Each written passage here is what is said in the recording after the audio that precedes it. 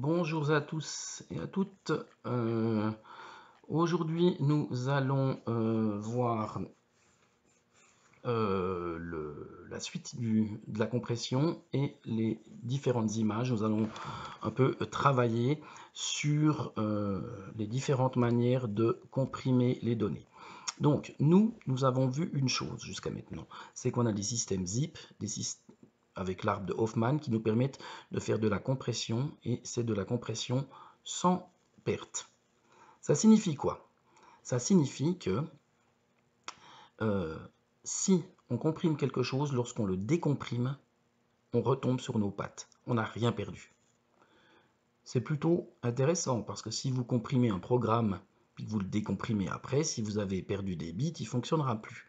Si vous comprimez un fichier Excel, un fichier Word, une base de données, puis que vous perdez des bits, elle ne fonctionnera plus.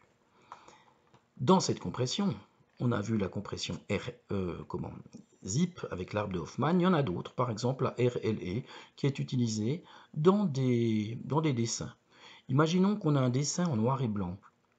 Ben, plutôt que dire noir, noir, noir, noir, blanc, blanc, blanc, noir, noir, blanc, blanc, on pourrait dire 4 noirs, 3 blancs, 2 noirs, 2 blancs. C'est plus simple, c'est plus rapide, c'est un système c'est plus rapide, c'est plus ça permet de stocker l'information de manière plus concentrée. Donc c'est une manière de faire, c'est notamment le cas pour des dessins en noir et blanc, c'est ce qu'on appelle le codage RLE, qui est un codage sans perte.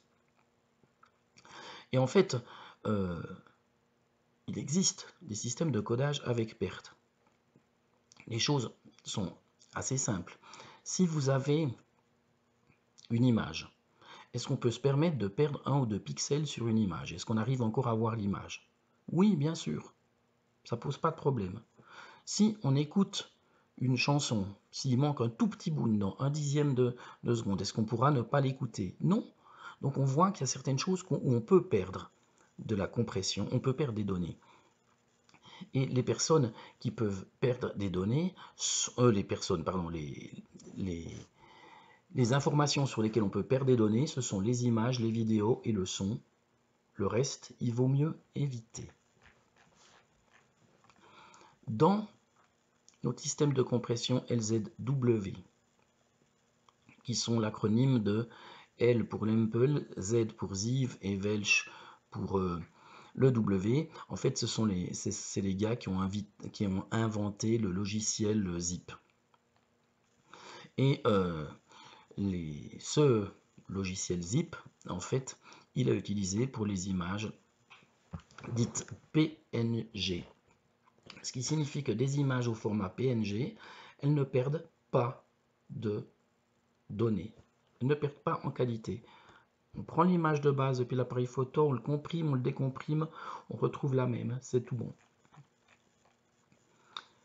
Ici, quelques points supplémentaires concernant la partie du zip.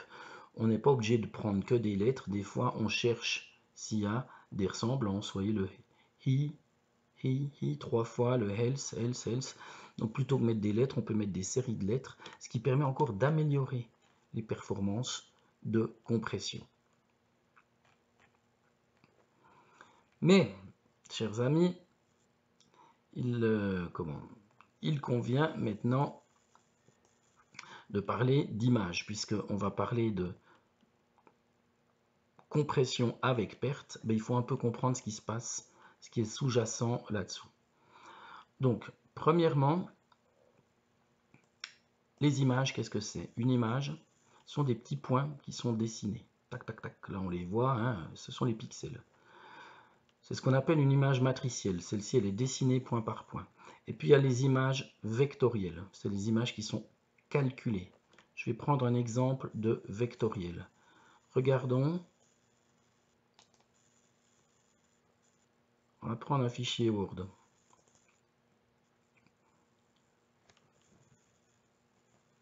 J'ouvre ce fichier Word et je lui mets... Alors, je vais juste me débarrasser de ce merdier ici. Voilà. Et j'y mets salut. Ouais, Ouais, je l'ai mis un peu trop à droite. Voilà. Si j'y mets salut ici et que je l'agrandis,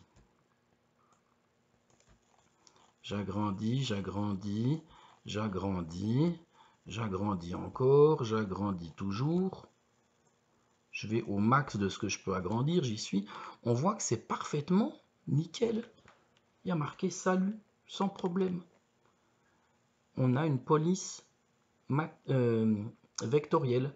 Le système recalcule toujours pour nous mettre ça de manière picobello, qu'on n'ait pas de pixelisation du dessin.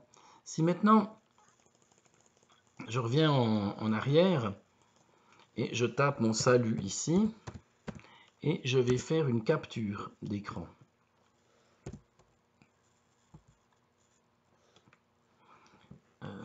Capture d'écran.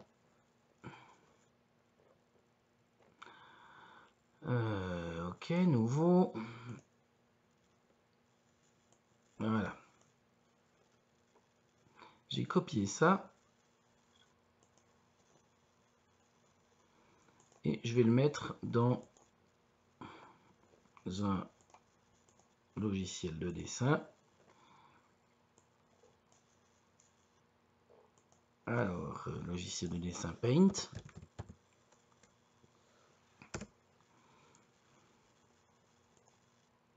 Je colle ça, voilà mon salut. Et je vais l'agrandir. On voit cette pixelisation. Ici, nous ne sommes plus dans du vectoriel, on ne recalcule plus. Nous sommes dans du matriciel. On va point par point redessiner. Et ben voilà, on commence à voir les petites imperfections. Mais ça, c'est du matriciel. Voilà pour l'exemple. Donc si on revient à notre support de cours, bien, il faudra comprendre que on a des images matricielles qui sont dessinées point par point, des images vectorielles qui sont des images qui sont petit à petit recalculées pour qu'on ait toujours une belle forme. Et ce qui est génial, c'est qu'ici, et je vous invite à faire l'exercice, si vous allez sur ce site, vous pouvez prendre une image, voyez, ça, vous avez l'image matricielle comme ceci, et le système va essayer de vous la recalculer pour vous fournir une image vectorielle. Alors, l'idée ici, c'est de faire l'exercice suivant.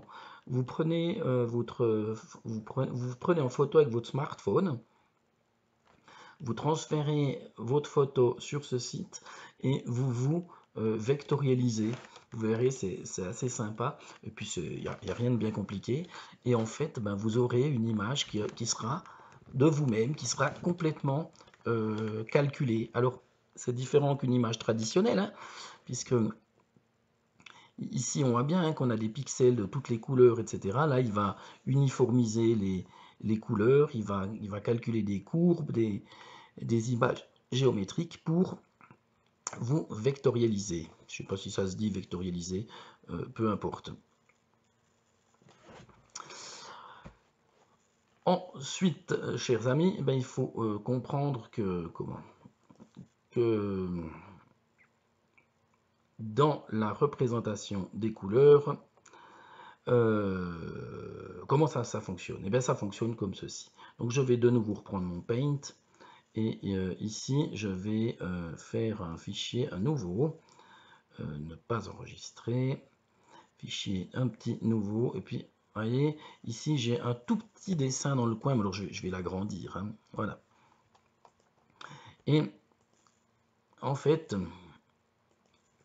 je vais aller dessiner quelques pixels. Donc, en voilà un, en voilà deux. Un. Donc, en fait, quand on fait ça, on va dessiner les pixels un après l'autre. Hein. Et je pourrais m'amuser à faire des petits dessins de cette manière. Et qu'est-ce qu'on voit? Qu'est-ce qui est intéressant? C'est qu'ici, accueil, peux aller modifier les couleurs. Et le rouge que j'ai choisi ici, ben, il est composé de quoi? En fait, il est composé de 3 couleurs. Lorsqu'on travaille avec des écrans, avec des beamers, avec des télévisions, nous sommes en technique dit RVB. Et chaque couleur est codée sur 8 bits, ce qui fait que le rouge, au maximum, il peut être de 255, le vert de 255 et le bleu de 255. Bien, chers amis, quand vous mettez du vert, du bleu et du rouge à donf, qu'est-ce qui se passe? Vous avez en fait du blanc. Si vous ne mettez que du rouge, bah, vous avez du rouge.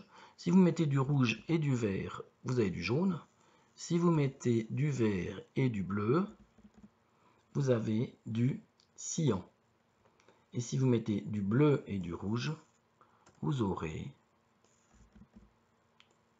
du magenta. Ça, c'est le principe. Donc les couleurs sont faites comme ceci. C'est ce qu'on appelle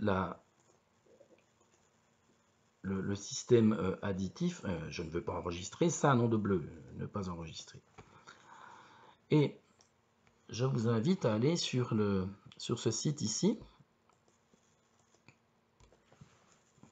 Et vous allez voir, si vous faites la synthèse additive, vous venez là, et vous pouvez aller jouer ici. Activer. Voilà. Donc voilà, là je suis en train de mettre un peu de rouge. Tiens, je vais mettre un peu de vert. Ça fait un... Ah, puis un peu de bleu, etc., etc. Ah, puis je mets plein de bleu, plein de vert, plein de rouge, c'est du blanc. Ah, j'enlève le vert, j'ai du magenta. J'enlève le bleu, j'ai du jaune. J'enlève le rouge, j'ai du cyan. Et en fait, c'est comme ça que fonctionnent les beamers, les projecteurs, les télévisions. Alors, franchement, est-ce que ici, je prends par exemple, j'ai du blanc, hein, j'ai cette couleur-là, on va dire qu'on a mis voilà, comme ça, j'ai cette espèce de bleu. Non, je vais prendre un bon vieux jaune, voilà. J'ai du jaune ici. Mais est-ce que ce jaune-là, si je mets un petit peu de bleu, c'est plus du jaune? Ça a un tout petit peu changé, mais on ne voit pas grand-chose. Alors oui, hein, il y a quand même des incidences, mais on voit que si au lieu de mettre 0, je mets 1 ou 10, franchement, on voit aucune différence. Ça veut dire quoi? Ça veut dire que on peut facilement faire des petits changements sans que ça porte à conséquence quand on voit le dessin au final. Ce qui fait qu'on peut travailler ici sur des images, facilement modifier un peu les choses pour pouvoir mieux comprimer les données et puis avoir un petit peu de perte, ça ne change rien. Donc ça, c'est la synthèse dite additive. Il y a la même, hein. Il y a la synthèse soustractive qui est pour lorsqu'on fait de l'impression, ben, on va les voir, hein. La synthèse soustractive, elle est un peu différente. En fait, on n'additionne pas de la lumière, mais on la soustrait, on la bouffe quelque part. Et qu'est-ce qu'on a dans une imprimante? Ben, on a un cartouche d'encre qui est magenta, un qui est cyan, et puis un qui est jaune. Et qu'est-ce qu'on fait? Quand on mélange du magenta et du jaune, on obtient du rouge, du cyan et du magenta, on obtient du bleu, et du cyan et du jaune, on obtient du vert. Et quand on les mélange tous, qu'est-ce qu'on obtient? Du noir. Mais les fabricants d'imprimantes préfèrent rajouter un cartouche noir plutôt que de devoir bouffer des couleurs. C'est plus facile de faire du noir que faire les autres couleurs. Donc, ça, c'est le point sur ces histoires de couleurs, de dessin, de compression, avec ou sans perte. Ce qui se passe également, c'est que quand vous travaillez, quand vous vivez, quand on est vivant, on a des yeux pour voir les couleurs. Et ici, je vous fais un petit test. Vous pouvez tester pour voir si vous êtes daltonien ou pas.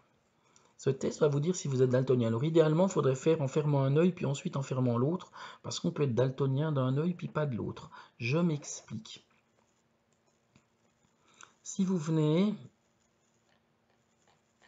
dans notre support de cours, dans l'être humain, dans l'œil, il a des capteurs.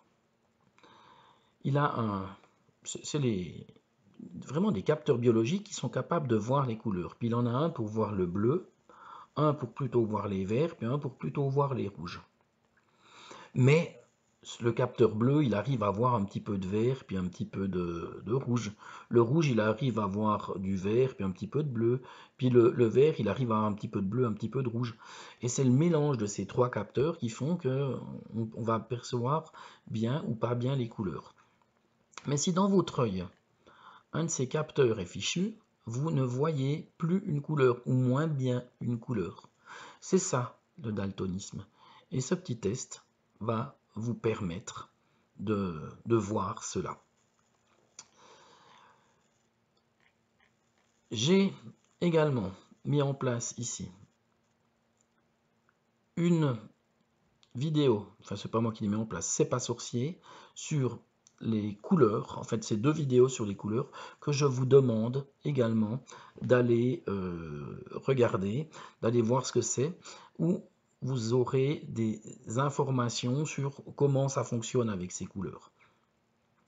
Et donc en résumé, pour aujourd'hui, et on va faire un peu le tour de ce qu'on a vu depuis le début de l'année. Vous avez au module MI1 vu ces différents systèmes de codage. Donc ça, je vous ai juste donné 1 ou 2 exercices à refaire pour être sûr que vous maîtrisez. Ensuite, le code BCD, on en a parlé. Le code de Gray, oubliez-le pour l'instant. Le code ASCII, on a fait un exercice avec, on en a reparlé. Et ça, la partie exemple d'utilisation de code dur absolu, ça, vous pouvez oublier. Nous avons ensuite parlé du code de Hoffman, de l'arbre de Hoffman. On a calculé l'entropie. On a parlé aujourd'hui de la compression sans perte, très importante. On ne peut pas se permettre de faire des pertes si on comprime un programme. On peut avoir des pertes uniquement quand on a des images du son ou de la vidéo. On a parlé un petit peu des images matricielles et des images pixelisées, donc vectorielles et des images pixelisées matricielles. On a présenté comment sont faites les vraies couleurs, hein, en 24 bits. Et on a présenté la sensibilité de l'œil humain. Et il y a quelques points, quelques vidéos, c'est pas sorcier, à aller voir. Voilà, chers amis, pour cette partie qui concerne les images. Et pour terminer, je vais vous faire une démonstration qui démontre qu'il n'y a aucun problème à comprimer des images. Je vais vite récupérer dans ma corbeille parce que je les avais jetés. Oh, je l'ai vidé, c'est pas grave. Donc je vais chercher image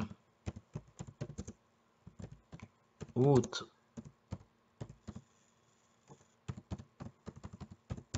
résolution libre.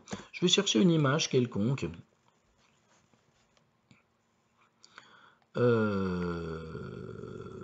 Voilà. Donc je prends ceci. Alors, je vais prendre cette image, quelqu'un qui boit un café. Enregistrer la cible sous le bureau. Nous y voilà.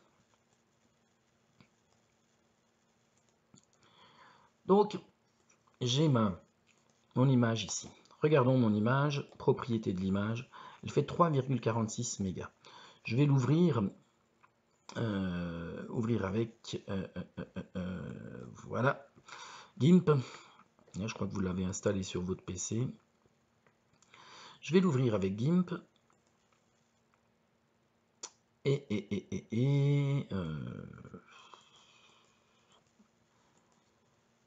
Qu'est-ce qu'il fait? Il veut travailler ou bien GIMP?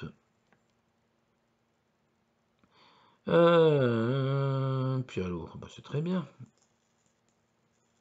Ah là voilà. Il a mis un peu le temps. GIMP est une personne qui est fatiguée, puis il met du temps pour s'ouvrir. Je vais exporter cette image. Alors, exporter. Et je vais l'exporter, je l'appelle image 1, IM1. Je vais l'exporter et je vais gérer la qualité, en fait le taux de compression. Je vais mettre 50.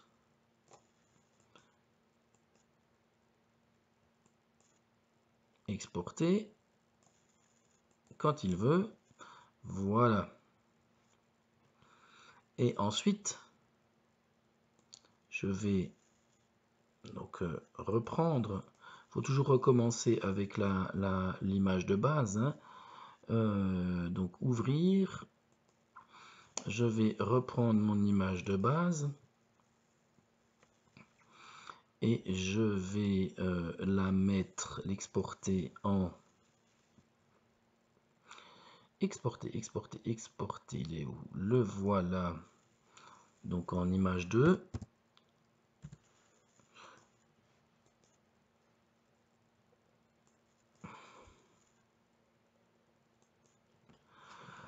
Il a un peu du mal, GIMP, des fois.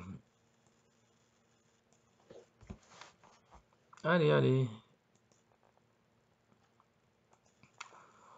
Écoutez, on va essayer de le laisser travailler. Ah, le voilà.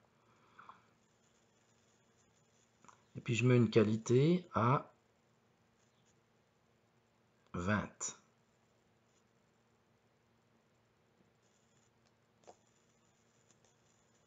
Exporter.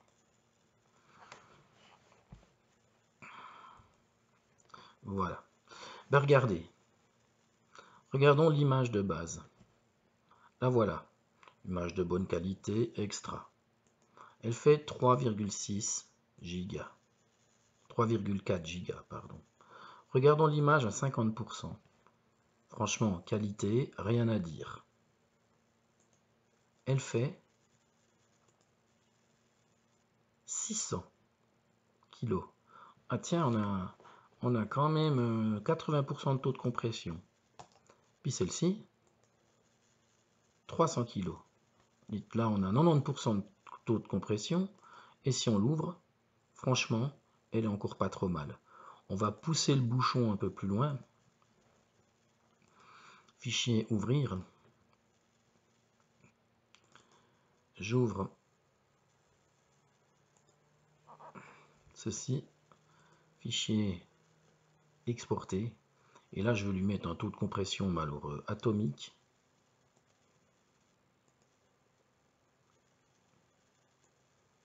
Et j'y mets 5.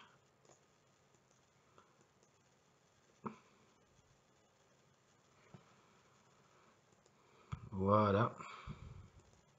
On peut fermer tout ça. Je l'ai sauvegardé dans... J'ai écrasé, je l'ai sauvegardé dans image 2. Propriété 323. Je ne sais pas où je l'ai exporté. Je suis un idiot.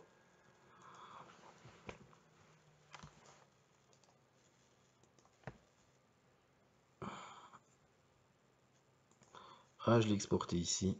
Je suis à 200 kg. Et puis là, on voit vraiment que ça commence à venir dégueu. Mais finalement, on voit encore quelque chose. Donc voilà pour cette petite démonstration sur de la compression avec perte. Ben, en fait, c'est toujours un choix entre une qualité top et puis des quantités monstres de données à traiter. Je vous rappelle, le premier fichier il est à 3,5 mégas. Et puis là, on a 250, on a 95% de taux de compression. Voilà, chers amis, pour cette partie théorique.